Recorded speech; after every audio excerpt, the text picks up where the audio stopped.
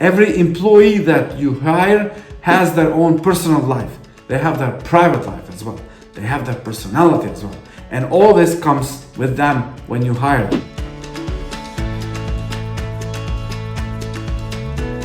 Hi everyone, welcome to today's video. I want to talk to you about why talented employees never reach their full potential. So stick around in this video and I'm going to show you from my experience why this happens and how you can change it. Before we get started, make sure you hit the like button, also subscribe to our channel, and don't forget to ring the notification bell because that will ensure that you don't miss any other videos coming up from us in the future. Let's get started. First, talented employees are usually the ones that we are looking to hire in our organizations, in our businesses.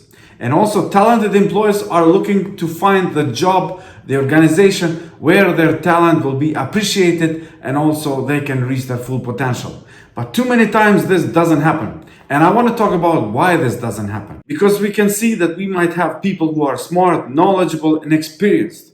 And there is a difference between what they can do and what they actually do in the job. And I want to talk about why there is this difference. Employers tend to focus on the potential of a new employee, but sometimes they forget that you need to focus not only on what you think the person needs to know in order to do the job, but also you will need to focus on what this person will actually do once they start working in reality. Because what you see when they apply and what you get 6 months after they started working is not the same. And there's a crucial difference here. And you need to remember that there is also something we call a honeymoon period. What do I mean by honeymoon?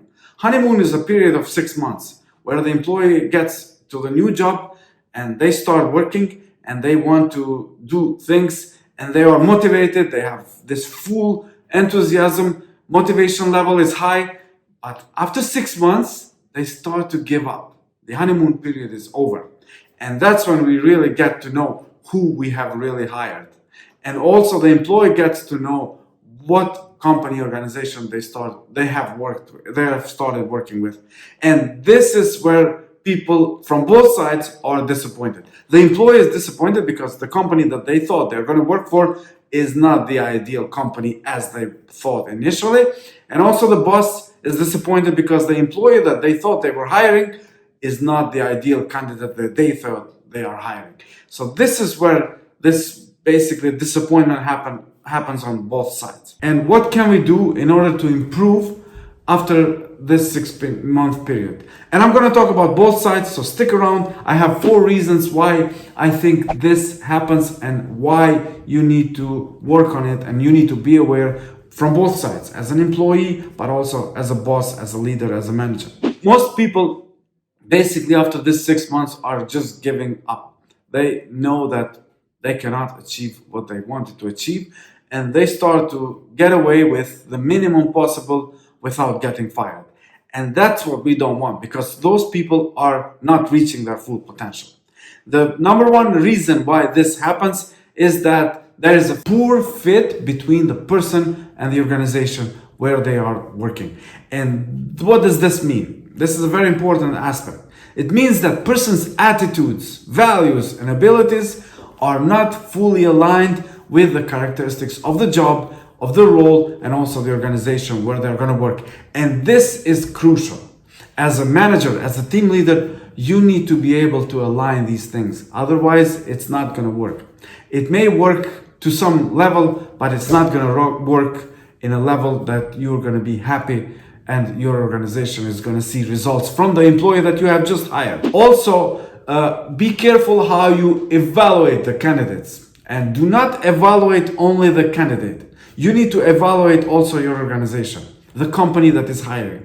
And here, the best strategy is to compare the potential candidate with your top performing employees that you already have and try to align the candidate with them. And if you see that there's a big gap between who you're trying to hire and also the top performers that you already have, the people who have proven to perform, then there is a problem here. You need to rethink about hiring that candidate. But also, if you have 30, 50 candidates and you cannot find one that you can hire, then maybe there's a problem with your hiring practices. So you need to revisit them and see what you can change, because too many times the organizations make the problem. They are looking for the 20-year-old with 30 years of experience. That person does not exist. You need to hire the person who may not have all the things that you're looking for, but they need to have the right personality, the right character, and the right attitude in order to help them improve and change and get to the level that you want them to get within 6 months, 1 year, 2 years, whatever. The second reason that we see people also not reaching their full potentials in their jobs, and this is also a very important reason, is disengagement.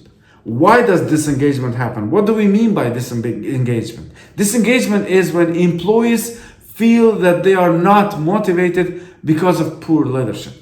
Poor leadership causes them not to give their all, not to try hard, and also not to reach their full potential. Now, some leaders are just terrible leaders, terrible managers, terrible bosses, and employees think, why on earth are these organizations hiring people who are that bad? And I have to work with a leader, a manager, a boss who is terrible.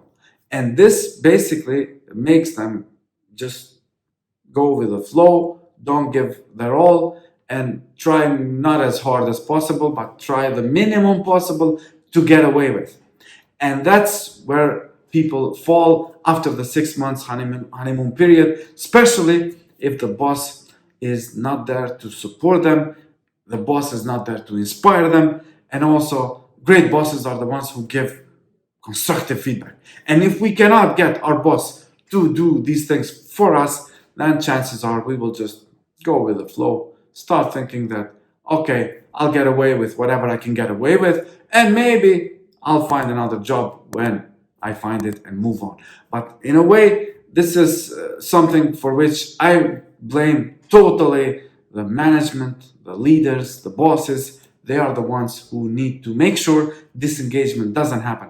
And if there's disengagement, you better check why it's happening, because most of the time the reason for disengagement falls in the management. And if the employee is disengaged, they also need to find a way to try to solve it, because the sooner you solve it, the better off you will be. And try to tell your boss that you are disengaged, and try to make them aware, if they are not aware, that you are totally disengaged. And if you are disengaged, and if they become aware, and maybe they will start to do something about it. This is crucial. If they start to help you, to support you, so that you become, again, engaged, then this is something that can change the situation. Especially if you can see or you can sense that the boss is starting to revalue or starting to value for the first time your talents and also your things that you can bring to the company, to the organization. Another reason that I want to talk about is organizational politics. Organizational politics is a third reason here why employees do not reach their full potential in a company or organization. And here we are talking about, can your company draw star performers? Can you attract people who are best performers to come and work for your organization? If the answer is no, then there's some problem here with your organizational politics. Also, is there too much toxic and nepotism in your company or organization? If you have created a culture where nepotism and toxic people can rise, then this definitely creates a problem, because the politics or the internal culture of the organization is not aligned, and that is one problem why top performers will not perform in your company or in your organization. Also, is your culture contaminated or corrosive culture? What do we mean by that? You are just giving too much room to parasites. You're giving too much room to people who are fake, people who are not really performing, but people who are pretending to be performing. And when those people rise, then the top performers really just start to give up. Either they leave or they just go away and start to work with the minimum possible to get away with. If there are big gaps between career success of the individuals and their actual performance and talents, then you definitely know that they have been working for the wrong boss, the wrong leader, the wrong organization, and their talent has not been explored. Also, there is a common occurrence in toxic and political organizations, and what happens there is that the more talented you are, the more enemies you will make. And if things do not change, or if it's too hard to change things around, then the suggestion is definitely that those employees should leave and find another place and move somewhere else where your talent and your skills will be more appreciated. Also, some place where there is less toxic environment, so that you can focus on your positivity, on your well-being, and also on your productivity. The fourth reason that I want to talk about here is something, again, very important. It has to do with something very obvious, but too many times we forget it. It has to do with personal circumstances. And you have to remember that every employee that you hire has their own personal life. They have their private life as well. They have their personality as well. And all this comes with them when you hire them. And this could be one reason why a talented employee will never reach their full potential, because you do not give them the opportunity to join the organization and bring with them their personal circumstances. And keep in mind that personal lifestyle does have an impact on how employees perform. And good bosses, supportive employers, also will want to understand what are the circumstances of one individual and how they can optimize this individual with the job or with the organization where they're going to work. And it's very important that you can optimize your job so that it fits with your interests, your beliefs, and also your broader life activities. And also here, hobbies and other things that people talk about, that people are interested in, will have a big impact. So try to see if you can perform to the best of your capabilities in the job where you are, and if not, then definitely it's time to move on and change something. And also my message to the leaders, bosses is you need to think about those 4 reasons why people do not reach their full potential. And even if you have done something, you need to do more, and you need to constantly be aware that most of the time the problem is you, the problem is the leaders, the bosses, and that's why top performers will not perform, or top performers will not get attracted by your company, but also they might get attracted, but then they will not perform. And this is a big problem that we see. If you like this video, make sure you hit the like button and make sure you subscribe to our channel so that you don't miss any other videos in the near future. Thanks for joining us. Until next time, see you.